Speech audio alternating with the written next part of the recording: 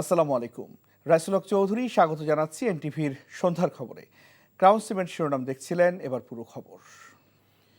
শিক্ষা প্রতিষ্ঠানে হামলার ঘটনা আর সহ্য করা হবে না জানিয়ে যুব ক্রীড়া উপদেষ্টা আসিফ মাহমুদ বলেছেন, যাত্রাবাড়িতে ভাঙচুরের ঘটনায় আইনগত ব্যবস্থা নেওয়া হবে।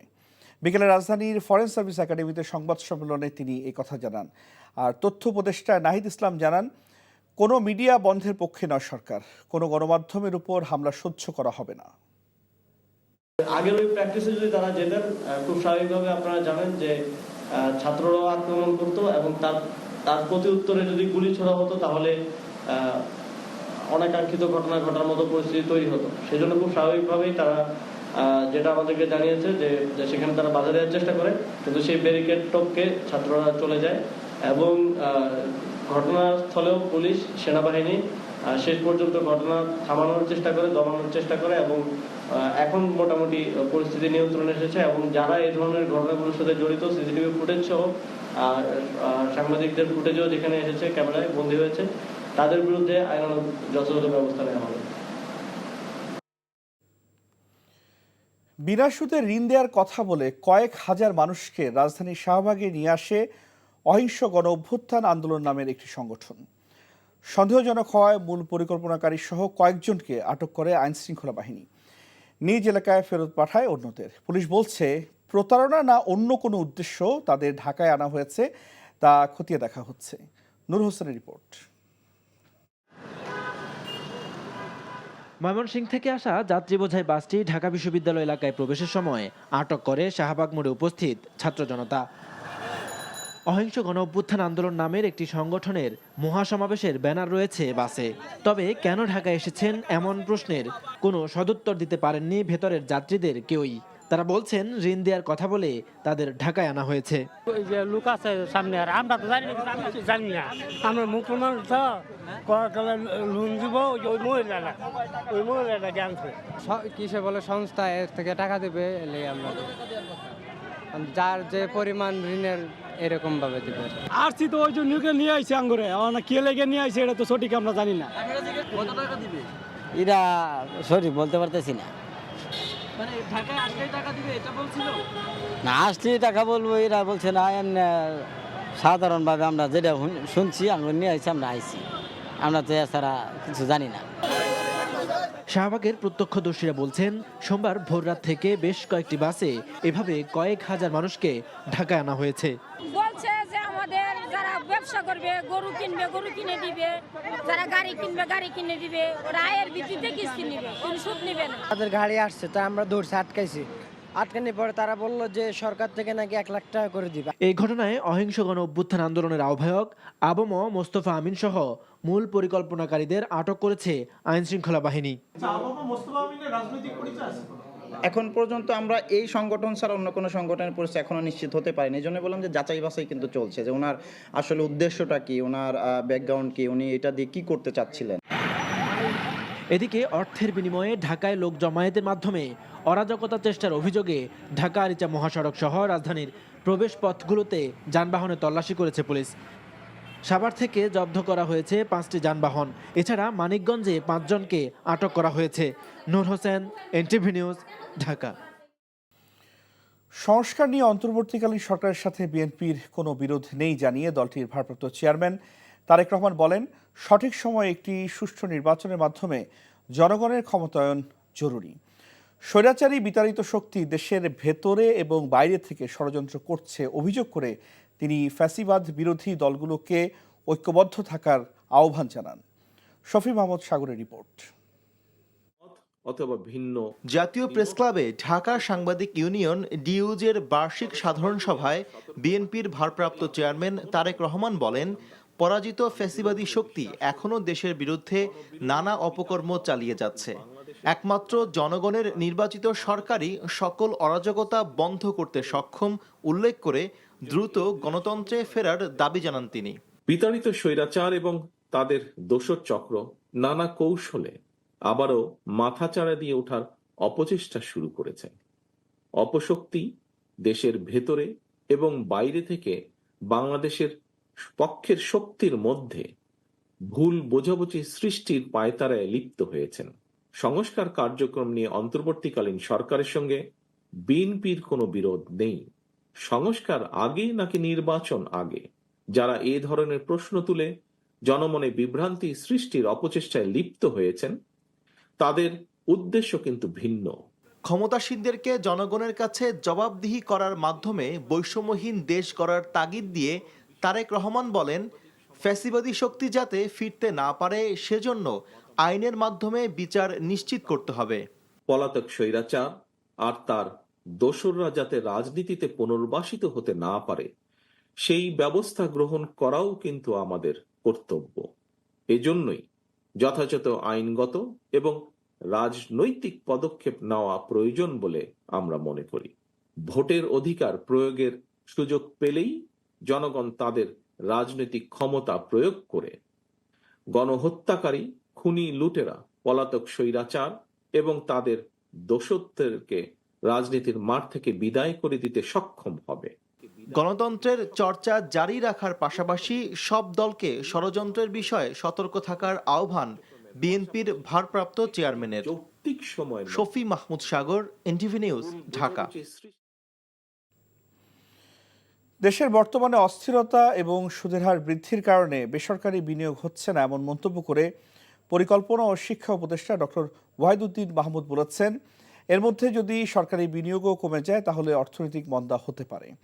চলমান প্রকল্পগুলোর দুর্নীতিমুক্তভাবে দ্রুত বাস্তবায়নের মাধ্যমে উন্নয়নের গতি ফিরিয়ে আনতে সংশ্লিষ্ট মন্ত্রণালয়গুলোকে নির্দেশনা দেওয়া হচ্ছে বলেও জানান তিনি। প্রধান উপদেষ্টা ডক্টর মোহাম্মদ ইউনূসের সভাপতিত্বে জাতীয় অর্থনৈতিক পরিষদের নির্বাহী কমিটির সভা শেষে ব্রিফিংয়ে তিনি একথা বলেন। একনেক সভায় 5টি প্রকল্পের অনুমোদন দেওয়া হয়। প্রতিনিয়ত শিক্ষার্থীদের আন্দোলনে ঢাকা শহরের মানুষ অতিষ্ঠ, এর সমাধান কোথায়? ব্রিফিংয়ে এমন প্রশ্নের জবাবে শিক্ষা উপদেষ্টা বলেন, অনেক দাবি ইতোমধ্যে থেমে গেছে, আর যেসব ন্যায্য দাবি আছে তারও সমাধানের আশ্বাস দেন উপদেষ্টা। এখন তো বেসরকারি খাতে বিনিয়োগের একটা স্থবিরতা চলছে, অস্থিরতার কারণে, অনিশ্চয়তার কারণে, রাজনৈতিক অনিশ্চয়তার কারণে, বিশৃঙ্খলার কারণে একটা বেসরকারি খাতে উৎপাদন যা আছে এগুলাকেই ঠিক রাখার সমস্যা দেখা দিয়েছে। গার্মেন্টস ফ্যাক্টরিতে অনেক, কত সব জায়গাতেই তো অনেক আন্দোলন চলছে, এবং তার মধ্যে আবার বিনিয়োগিত বেসরকারি খাতে আগ্রহ এখন নাই। তার উপর সুদের হার অনেক বাড়িয়ে দেওয়া হয়েছে, তাতে করেও উদ্যোক্তারা খুব উৎসাহিত হচ্ছেন না নতুন বিনিয়োগের ব্যাপারে। প্রথম কর্মদিবসে নির্বাচন কমিশন সচিবালয়ে ব্যস্ত সময় পার করেছেন প্রধান নির্বাচন কমিশনার সহ 4 কমিশনার। প্রথম দিনেই মতবিনিময় সভায় কর্মকর্তাদের স্বচ্ছতা ও জবাবদিহিতা নিশ্চিতে দায়িত্ব পালনের নির্দেশ দিয়েছেন নতুন সিইসি AMM নাসির উদ্দিন। নতুন দায়িত্বকে চ্যালেঞ্জ নয়, ভালো নির্বাচন আয়োজনের বড় সুযোগ মনে করছে কমিশন, জানান নির্বাচন কমিশনার অবসরপ্রাপ্ত ব্রিগেডিয়ার জেনারেল আবুল ফজল মোহাম্মদ সানাউল্লাহ। নাজিবুর রহমানের রিপোর্ট। দায়িত্ব গ্রহণের প্রথম কর্মদিবসে সকালে নির্বাচন কমিশনে আসেন প্রধান নির্বাচন কমিশনার AMM নাসির উদ্দিন সহ আরও 4 কমিশনার। রাজধানীর আগারগাঁও নির্বাচন ভবনের সম্মেলন কক্ষে মতবিনিময় সভায় বসেন নির্বাচন কমিশনার সহ ঊর্ধ্বতন কর্মকর্তারা। 3 ঘন্টার বেশি সময় ধরে চলা বৈঠক শেষে গণমাধ্যমের মুখোমুখি হন নবনিযুক্ত নির্বাচন কমিশনার অবসরপ্রাপ্ত ব্রিগেডিয়ার জেনারেল আবুল ফজল মোহাম্মদ সানাউল্লাহ। আগামীতে সুষ্ঠু নির্বাচন আয়োজনের প্রত্যয়ের কথা জানান তিনি। সমন্বিতভাবে কমিশন মনে করি মোর দ্যান দ্য চ্যালেঞ্জ, আমরা মনে করি এটা একটা অপরচুনিটি।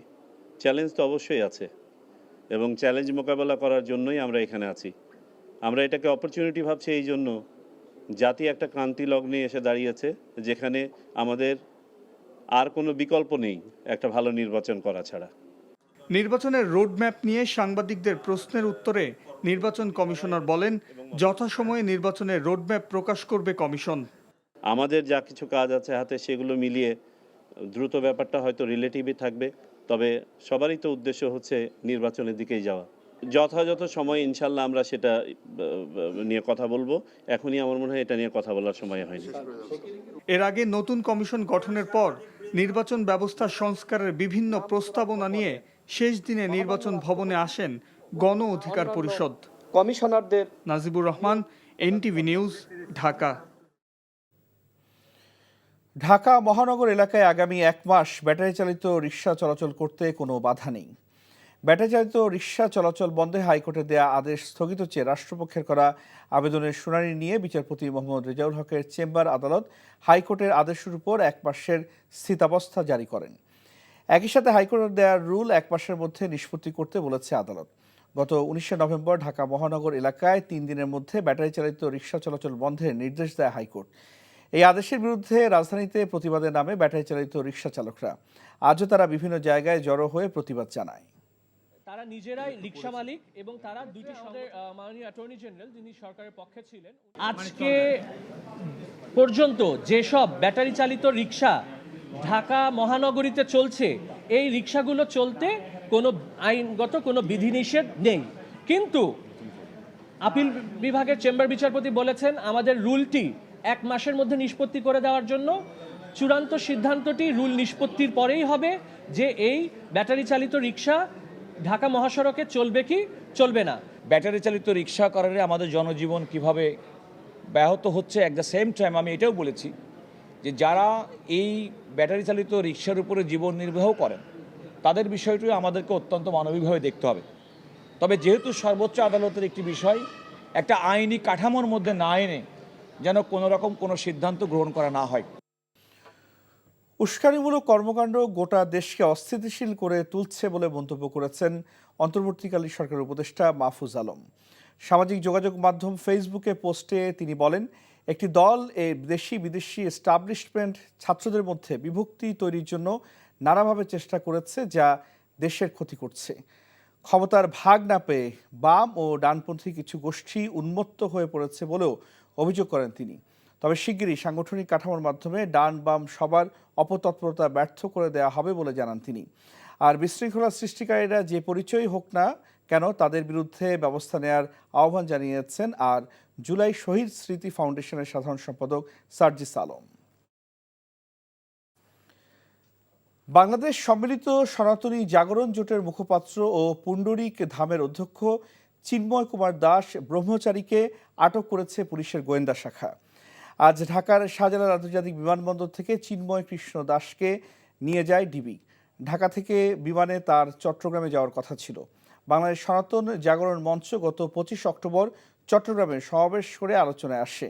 চিন্ময় কৃষ্ণ দাস ওই মঞ্চের মুখপাত্র। ওই সমাবেশের পরপরই চিন্ময় কৃষ্ণ দাসের বিরুদ্ধে জাতীয় পতাকা অবমাননার অভিযোগ এনে চট্টগ্রামে একটি রাষ্ট্রদ্রোহের মামলা করেন বহিষ্কৃত বিএনপি নেতা ফিরোজ খান। চিন্ময় কৃষ্ণ দাস হিন্দু সংগঠন ইসকনের অন্যতম সংগঠক।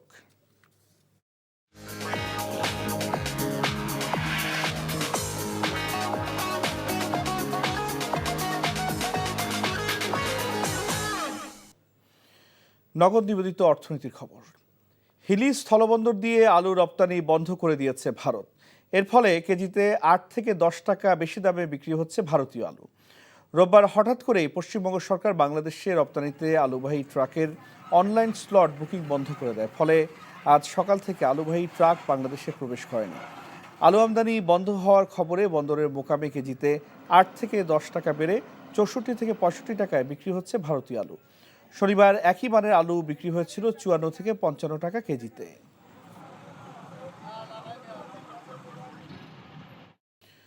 নিউ ইয়র্কের ম্যানহাটনে বাংলাদেশ বিজনেস অ্যাসোসিয়েশনের নির্বাচনে তরিকুল হোসেন বাদল সভাপতি এবং মোহাম্মদ রিয়াজুল কাদির লস্কর মিঠু সাধারণ সম্পাদক নির্বাচিত হয়েছেন। স্থানীয় সময় রোববার বিপুল সংখ্যক ভোটারের উপস্থিতিতে নির্বাচন অনুষ্ঠিত হয়। সকাল 9টায় শুরু হয়ে বিকেল 4টা পর্যন্ত ভোট গ্রহণ চলে। সভাপতি ও সাধারণ সম্পাদক সহ 5টি পদে নির্বাচন হয়। 31টি পদের মধ্যে 26টি পদে প্রতিদ্বন্দ্বী না থাকায় প্রার্থীরা বিনা প্রতিদ্বন্দ্বিতায় নির্বাচিত হন। নির্বাচিত প্রতিনিধিরা সবাইকে সাথে নিয়ে সংগঠনকে আরও এগিয়ে নিয়ে যাওয়ার প্রতিশ্রুতি দেন।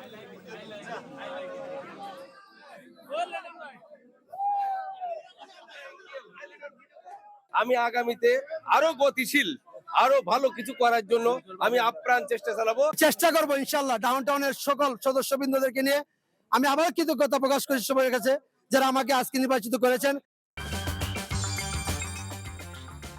এই ছিল সন্ধ্যার খবরে। এই খবরের ভিডিও সহ আপডেট জানতে ভিজিট করুন এনটিভি অনলাইন।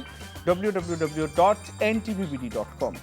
এছাড়াও এনটিভি জনপ্রিয় সব অনুষ্ঠান ও খবরে আপডেট জানতে ভিজিট করুন আমাদের ইউটিউব ও ভেরিফাইড ফেসবুক পেজ। রাত 10:30 রাতের খবর দেখার আমন্ত্রণ রইল। ধন্যবাদ সবাইকে।